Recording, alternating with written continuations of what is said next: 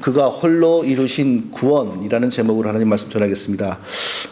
전체적인 주제가 최근에 우리가 나눈 말씀하고 좀 겹치는 것 같아요. 그런데 제가 최근에 읽은 본문 중에서 제가 마음에 감동된 본문을 저는 요즘에 선택하는 경우가 많아요. 그래서 또 좀 내용이 비슷하더라도 귀한 하나님의 말씀으로 우리가 잘 받을 수 있기를 바랍니다.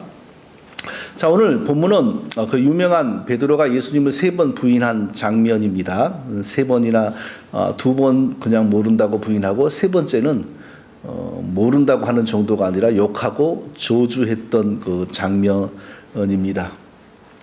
제자들 중에서 그래도 베드로가 가장 용감한 사람이었고, 또 가장 먼저 믿음이 형성된 사람이었죠. 주는 그리스도시요 살아계신 하나님의 아들이니이다. 이런 신앙 고백을 가장 먼저 했던 사람이 바로 베드로였습니다. 그런데 이 사람이, 이런 사람도 예수님의 십자가의 길을 조금도 따라가지를 못합니다. 그래도 제자들은 다 일찍 도망갔지만 그래도 유일하게 따라갔는데, 정작 생명의 위기가 오자 2번이나 나는 저 사람을 모른다. 3번째는 진짜 모른다니까 이런 정도가 아니라 그 증거로, 모른다라는 것을 보이기 위한 그 거짓된 증거로 욕을 하고 예수님에게 저주를 했어요. 정말 이것을 봤을 때 우리가 느낄 수 있는 것이 무엇입니까? 우리를 구원한 십자가의 길은 예수님이 홀로, 정말 홀로 외로이 가셨지 그 누구도 함께 해주지 못했다는 것입니다. 홀로 하셨습니다.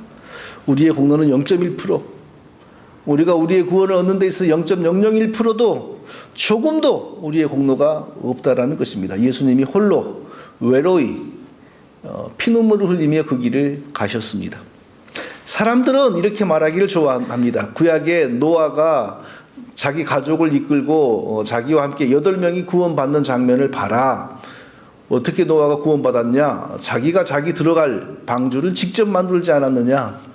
자그마치 120년 동안 산속에서 노아가 그 거대한 방주를 만들었고, 그 속에 누가 들어갔냐? 자기와 자기 가족들이 들어갔지 않느냐?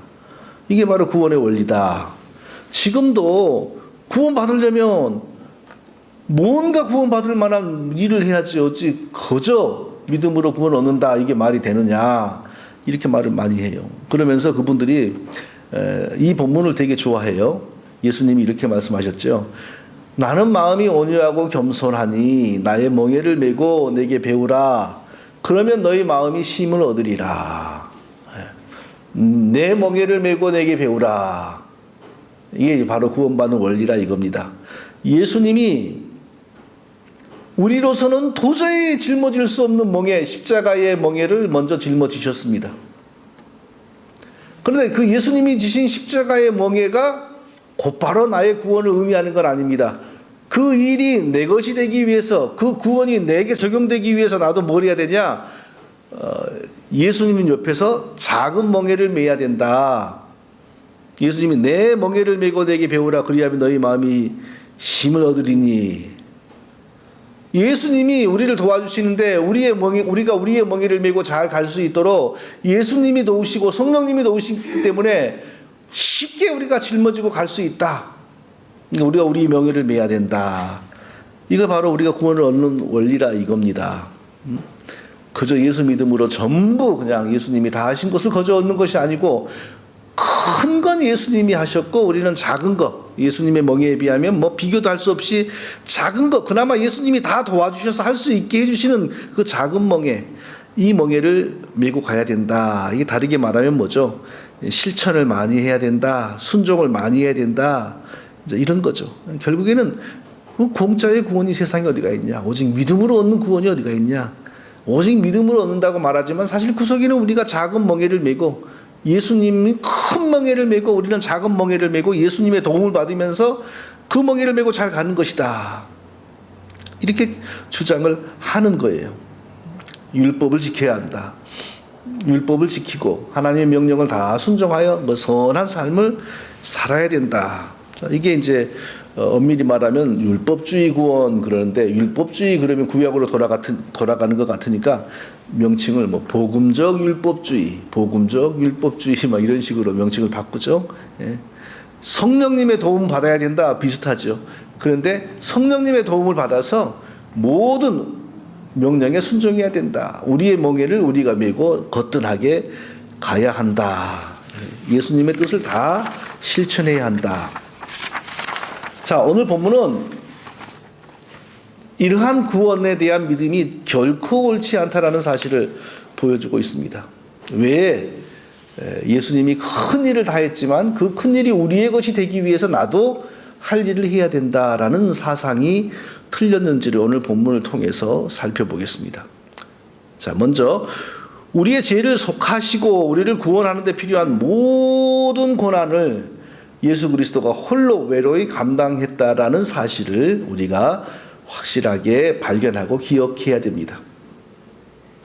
왜 하나님이 사람이 되셨는가? 성자 하나님이 사람이 되신 이유는 우리 대신 우리처럼 피 흘릴 수 있는 사람이 되시어 우리 대신 우리의 죄를 짊어지고 피 흘리기 위함이었습니다. 아담은 처음에 하나님의 존귀한 백성으로 지어졌습니다. 어떤 사람들이 말하는 것처럼 하나님 백성도 아니고 영생도 아닌 그 불완전한 상태로 지어졌고 완전한 하나님의 백성, 영생하는 하나님 백성 되기 위해서 계명을 잘 지켜 가지고 선악과를 안 먹었으면 그렇게 되었을 것인데 이렇게 설명하잖아요. 그게 아니고 처음부터 완전한 하나님의 백성, 영생을 가진 완전한 하나님의 백성으로 지어졌습니다. 부족한 게 하나도 없어요. 부족한 게 하나도 없어요. 다만 하나님의 은혜스러운 명령만 있는 거예요. 무슨 명령? 너는 부족한 게 하나도 없으니까 다만 너가 지어진 목적대로 나를 찬송하고 나를 경외하고 살아라. 이사야 43장 21절을 보니까 이 백성은 내가 나를 위하여 지었나니 나를 찬송하게 하려 함이니라. 하나님께서 사람을 지으신 이유는 하나님을 경외하고 하나님을 즐거이 찬송하는 모습을 보기를 원하시는 것이었습니다. 그렇다고 하나님께서 아담을 하인이나 노예처럼 그냥 그렇게 지으시지 않았어요. 하나님은 아담을 그 지으신 목적 안에 아담이 지극히 존귀하고 또 아담이 행복하게 살아갈 수 있는 그런 은혜를 충분히 주셨습니다.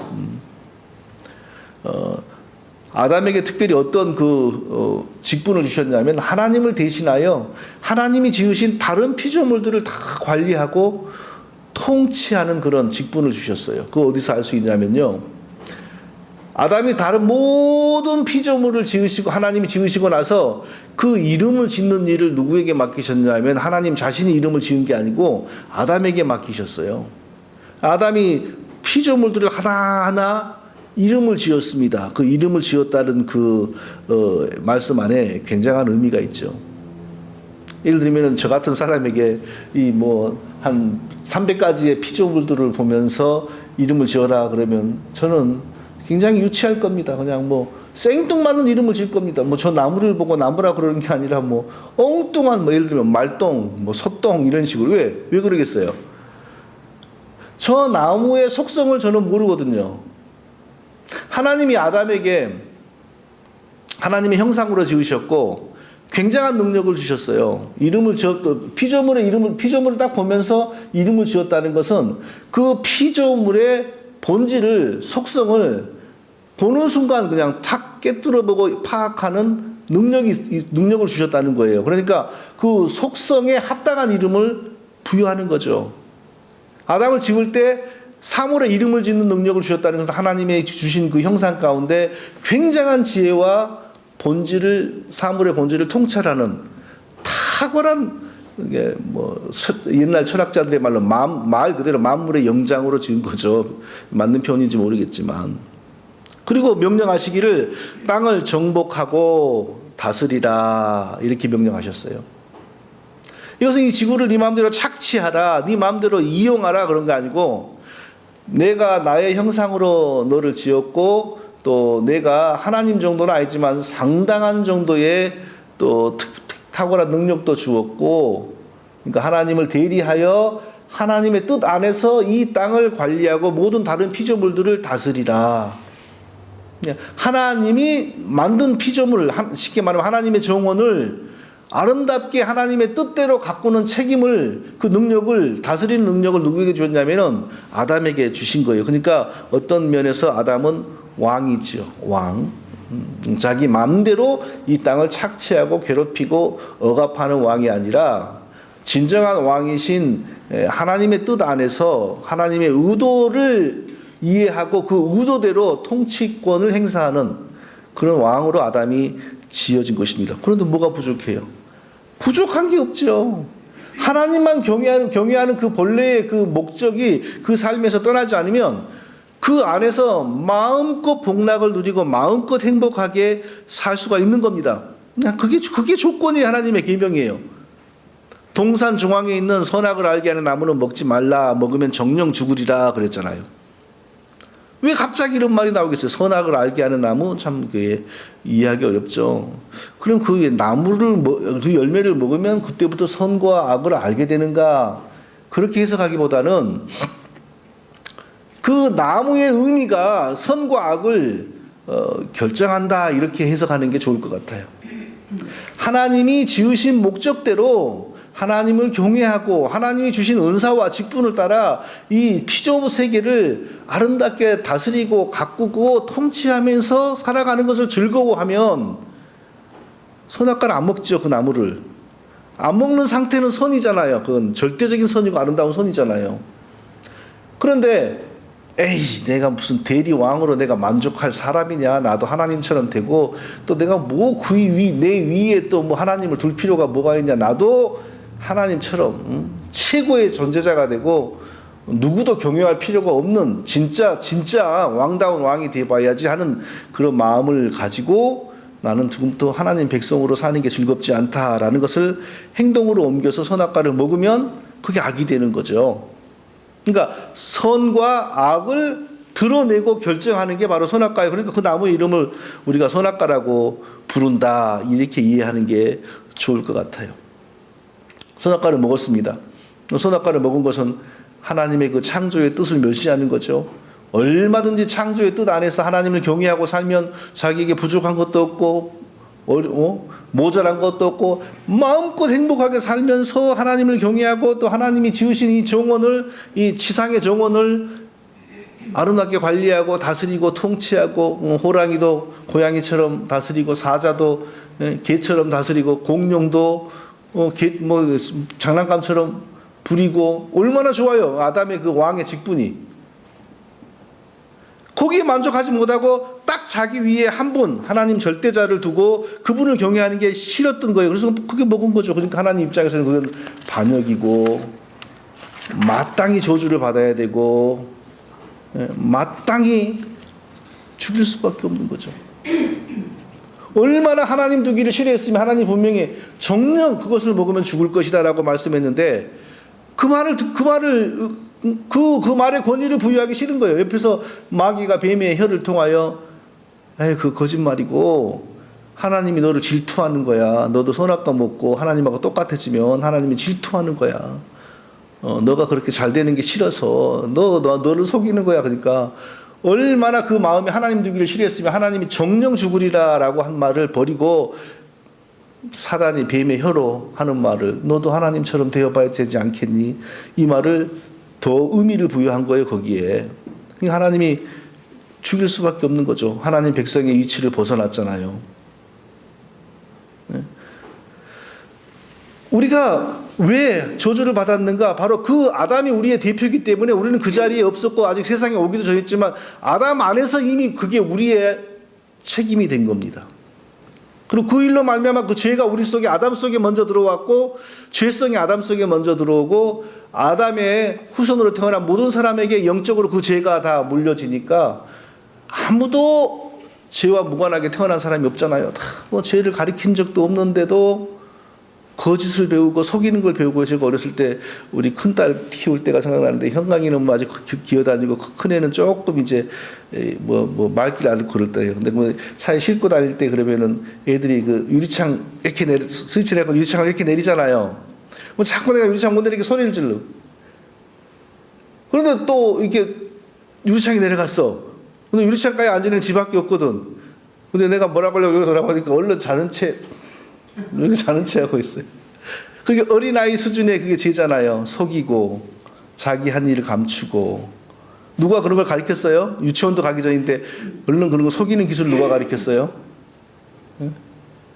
인간은 태어날 때부터 죄인으로 태어납니다. 죄성을 가지고 와요. 그러니까 온갖 종류의 죄의 잠재력을 다 가지고 나는 거예요. 우리가 어떤 사람이 어떤 죄를 짓는 걸 볼 때 우리는 인간적으로 나는 그런 죄를 안 좋아하는 경우가 있어요. 나는 왜 죄의 종류가 다양하고 있기 때문에 나는 어떤 죄에 대해서는 비교적 더 이렇게 유혹받는 게 약하고 어떤 사람은 어떤 데에 더 강하고 그렇기 때문에 우리가 나라면 저렇게 안 하는데 이런 생각을 가질 때가 있는데 그것은 죄의 다양성의 문제이지 본질적으로 우리는 다 죄인입니다.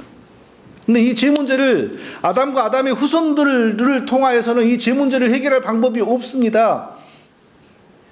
왜냐하면 모든 사람이 죄를 범하였음에 하나님의 영광에 이르지 못하더니 아담 안에서 모든 사람이 죄를 범하였으니까 하나님의 영광에 이르지를 못해요. 그래서 아담과 아담의 후손들 세계에서는 이 문제를 해결할 수 있는 길이 조금도 없습니다. 그래서 하나님께서 아담을 죽이지 않고 살리기 위해서 어떤 것을 계획하십니까?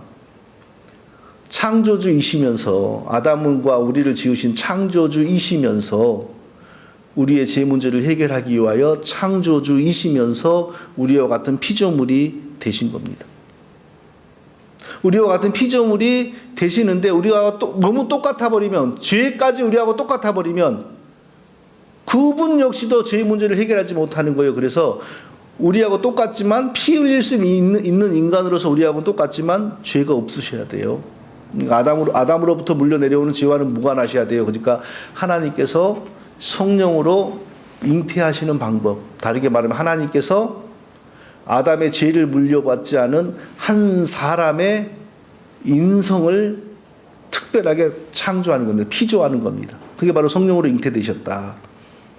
남자의 개입 없이 성령으로 잉태되셨다. 한 사람이 성령의 특별한 역사에서 만들어지는 겁니다.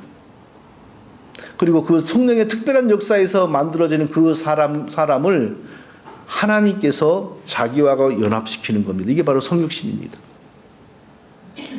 특별히 우리와 같은 사람이 되기 위하여 마리아의 태중에 죄 없는 한 사람을 지으시고 그 사람을 자기에게 연합을 시키는 거예요. 그러니까 태어나는 그 사람은 완전한 하나님이면서 동시에 완전한 사람, 이 신비로운 분이 오는 거죠. 그리고 그분이 창조주이시면서 우리 피조물을 위하여 대신 십자가에 달려서 피 흘리고 죽으시는 겁니다. 이게 얼마나 놀라운 일입니까? 창조주가 죽을 수밖에 없는 우리 피조물을 버리지 않고 살리기 위하여 피조물로 오셔서 우리를 대신하여 십자가에 저주받고 피 흘리시고 우리의 죄값을 갚으시고 그리고 그 공로에 근거하여 우리를 다시 살려내는 겁니다. 그러니까 전적으로 하나님의 은혜죠. 우리의 공로가 없죠. 자, 하나님께서 창조주이시면서 제약되고 저주받은 우리 피조물을 살리기 위하여 친히 피조물이 되시어서 우리를 살려내는 이 과정에서 발견되는 눈에 띄는 가장 중요한 특징 한 가지를 살펴보겠습니다. 그것은 뭐냐면요, 예수 그리스도가 언제나 외롭고 고독하고 홀로였다는 것입니다. 우리를 구원하시는 과정 속에서 예수 그리스도는 언제나 외로우셨습니다. 그리고 항상 고독하셨습니다. 우리가 받아야 될 형벌과 우리의 죄를 대신 짊어지시는 과정 속에서 나타나는 예수님의 그 삶의 특징은 항상 외로웠다는 겁니다. 그리고 항상 고독했어요. 왜? 아무도 예수님을 이해하는 사람이 없었으니까.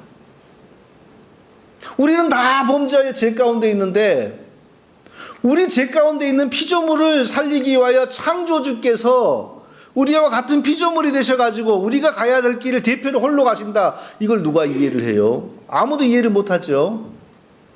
창조주가 이미 죽은 피조물을 살려내기 위하여 피조물이 되셔가지고 그 죄를 담당하는 길을 간다. 이거 아무도 이해를 못해요. 그러니까 예수님을 육신으로 낳은 마리아도 이해를 못하고 예수님에겐 적어도 남자 형제가 4명 있었습니다.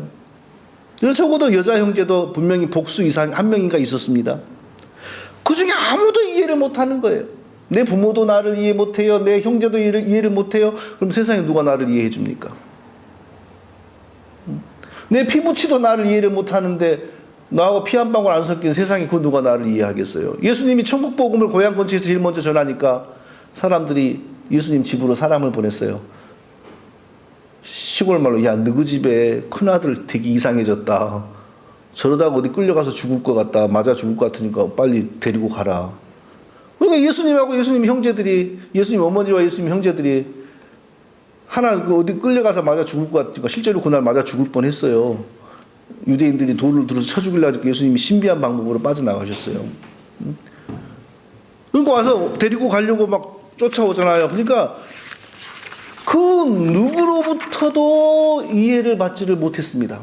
어머니도 이해를 못해, 형제간들도 이해를 못해. 그런데 뭐 옆집 아저씨가 이해를 하겠어요? 아무도 예수님을 이해를 못해요.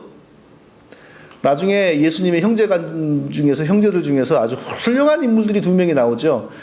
사도행전에 활약하는 그 야고보라고 하는 사람은 사도가 아니고, 야고보 사도는 제일 먼저 헤로데에 의해서 참수당해서 죽었고요.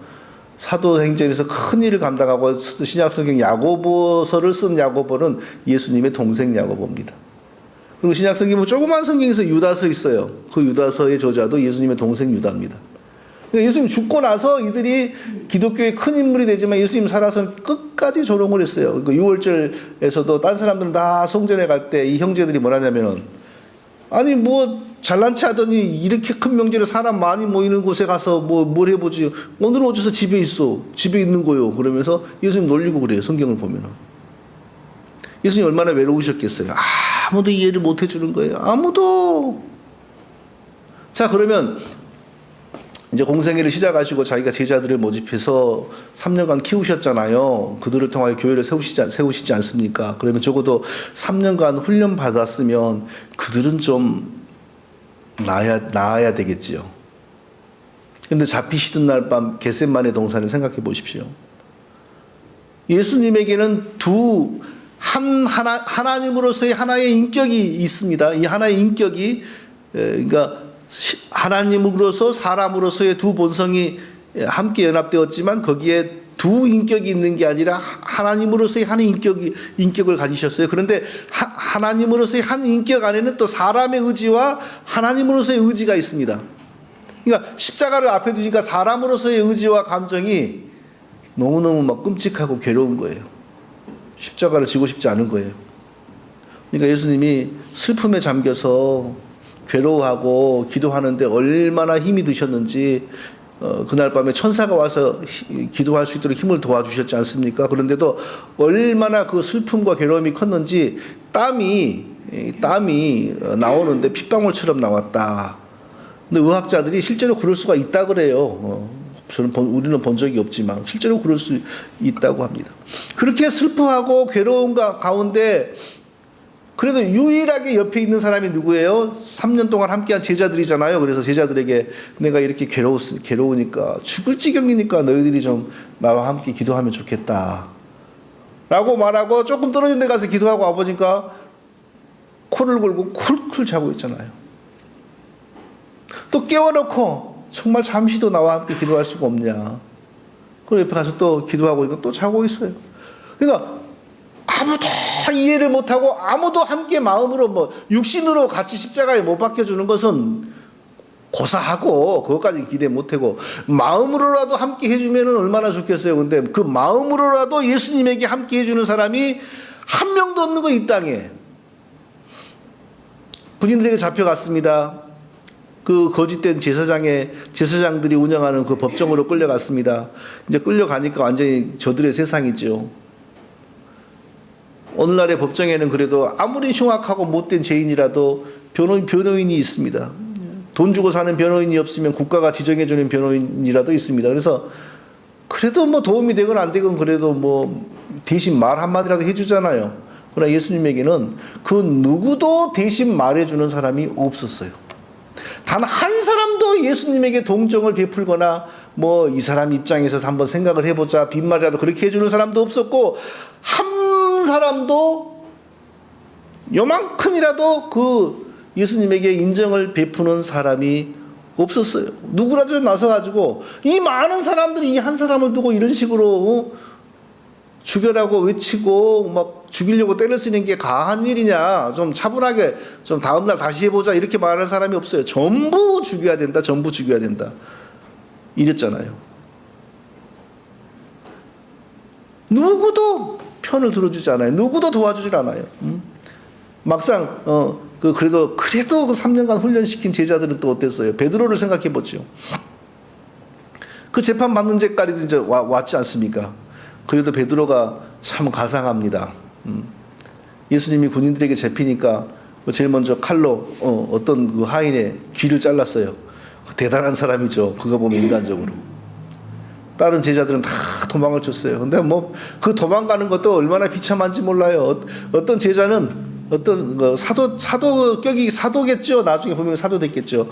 혼이불을 이렇게 뒤집어 쓰고 있다가 도망을 치니까 로마 병정이 딱 잡으니까 혼이불이 잡혔어요. 그래서 혼이불을 벗어 던져버리고, 그러니까 그들의 옷이라고 하는 게 우리처럼 뭐 이렇게 속옷이 있고 바지가 있는 게 아니라 그때는 막 이렇게 널찍한 옷을 감고 살았나 봐요. 그래서 그게 밤에는 이불이 되고 낮에는 어쩌지 감고 허리를 묶으면 옷이 되고 그랬던 것 같아요. 예. 혼이불을 벗어 던져버리고 벗은 몸으로 도망을 가버려요. 얼마나 다급하면. 자기 선생 끌려가는데 그냥 자기는 옷까지 벗어 던지고 도망을 가는 거예요. 그래서 베드로가 훌륭하죠. 그 뒤를 또 따라갔습니다. 따라갔어요. 근데 이제 가까이 가니까 너무 무서우니까 멀찍이 따라갔어요. 재판을 받는 데까지도 가서 상관이 없는 것처럼 멀찍이 떨어져가지고 봤어요.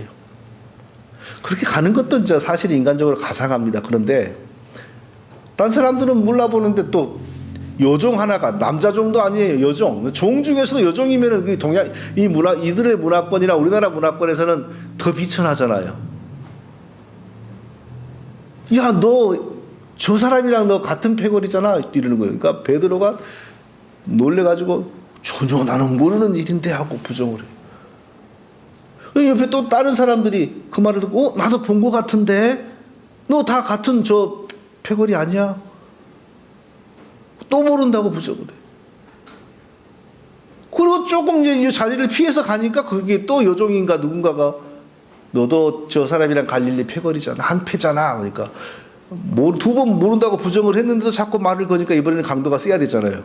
그러니까 거기서 예수 그리스도를 저주하는 거예요. 욕을 하고. 자기는 연루되기 싫으니까, 그 고난에 연루되기 싫으니까. 아무도 우리를 구원하는 십자가의 길을 가시는 예수님에게 마음의 위로가 되거나 마음의 위안이 되거나 뭐 같이 함께 십자가에 달리는 것은 고사하고 정신적으로라도 함께 가주는 사람이 한 명도 없었어요.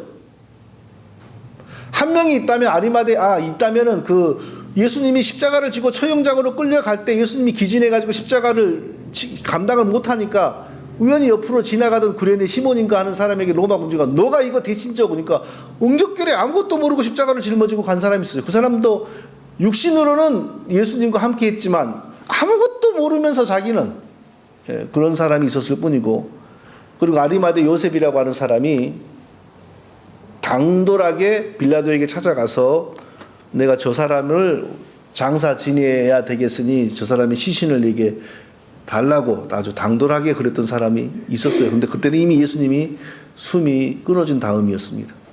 십자가를 짊어지기 위하여 십자가의 길을 가실 때 아무도 예수님과 함께하거나 예수님에게 마음으로라도 함께한 사람 없었습니다. 왜 그랬을까요?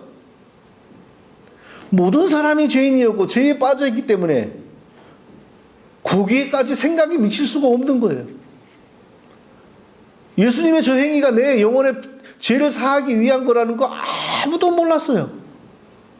모르는데 뭔 일을 해요. 모르는데. 인간적으로 제자들이 인간적으로 좋은 분이었고 고만 분이었고, 그 십자가로 끌려가서 그 흘리시는 피가 자기와 우리의 죄를 사하기 위하여 어쩔 수 없는 거라는 것을 제자들 자신들도 모르는데,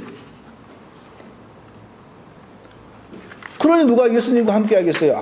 아무도 예수님과 함께 할 수가 없는 거죠. 오직 홀로 처음부터 끝까지 외로운 가운데, 고독한 가운데, 끝까지 조롱받는 가운데 홀로 십자가의 길을 가신 겁니다. 그런데 어떻게 우리가 이렇게 말을 할 수 있어요? 예수님이 십자가로 우리의 구원을 위한 큰 일은 이루었고, 우리도 이제 우리에게 주어지는 작은 십자가, 작은 멍에를 메고 우리 몫을 감당해야 하면 예수님의 구원이 우리에게 적용이 된다. 그러니까 우리 할도리를 해야 된다. 그 할도리가 뭐냐? 열심히 순종해야 된다. 열심히 실천해야 된다. 열심히 율법을 지켜야 된다. 어떻게 이런 말이 가능해요? 예수님이 홀로 처음부터 아무도 이해도 안 해주고 이해하려고도 안 하고 도와주지도 않고 도우려고도 안 하고 그런 가운데 오직 홀로 계속 조롱을 당하고 수치를 당하고 핍박을 당하면서도 십자가를 향하여 한 걸음 한 걸음 한 걸음 한 걸음 다가가시고 결국 홀로 십자가에 달려 피 흘리고 죽으시면서 다 이루었다 하고 돌아가셨는데, 우리가 어떻게 예수님이 우리 구원을 위한 큰 건 했고 작은 게 남았는데 그건 우리도 순종하고 우리도 실천하고 그래서 예수님의 그 구원을 우리에게 적용되게 만들어야 된다, 이런 말을 어떻게 할 수가 있어요? 그런 건 불가능하죠. 할 수 없는 말이죠. 이사야 선지자는 우리의 구원이 오직 예수 그리스도의 그 홀로 몸부림쳐서 얻어낸 결과라는 사실을 이렇게 예언했습니다. 어찌하여 내 의복이 붉으며 내 옷이 포도즙 틀을 밟는 자 같으냐. 하나님이 하나님의 말씀을 이끌어내기 위하여 스스로 하나님이 질문하는 형식으로 말하는 거죠. 어찌하여 내 의복이 붉으며 내 옷이 포도즙 틀을 밟는 자 같으냐. 이제 예수 그리스도가 대답하십니다. 만민 가운데 나와 함께 한 자가 없이 내가 홀로 포도즙 틀을 밟았는데 내가 노함으로 말미암아 무리를 밟았고 분함으로 말미암아 짓밟았으므로 그들의 선열이 내 옷에 튀어 내 의복을 다 더럽혔음이니. 전쟁하는 장수의 모습으로 자기의 십자가의 길을 말씀하는 거예요. 전쟁터에 나간 장수가 자기 부하들도 따라오지도 않고 자기 병사들도 따라오지 않고 오직 홀로 나가서 분노함으로 노함으로 적들을 수없이 죽이다 보니까 적의 피가 그 장수의 옷에 흥건하게 젖어서 뻘겋게 된 것처럼 만민 가운데 나와 함께 한 자 없이 내가 홀로 포도즙 틀을 밟았는데, 창조주가 우리 죽어가는 피조물을, 이미 죽은 우리 피조물을 살려내기 위하여 스스로 피조물이 되셔서 와서 아무도 이해해 주지 않고 아무도 박수 쳐주지 않고 아무도 도와주지 않고 아무도 격려해 주지 않은 가운데 오직 우리를 구원하기 위하여 홀로 포도즙 틀을 밟는 포도 농사의 농부처럼 홀로 우리를 위하여 멸시와 천대를 받으며 십자가의 길을 갔다. 자기 십자가에서 흘리는 그 피가 자기 옷에 젖어 있는 것을 홀로 포도즙 틀을 밟으면서 분투하다가 온 옷에 포도주 그 붉은색이 물들어 있는 것처럼 그렇게 묘사를 한 것입니다.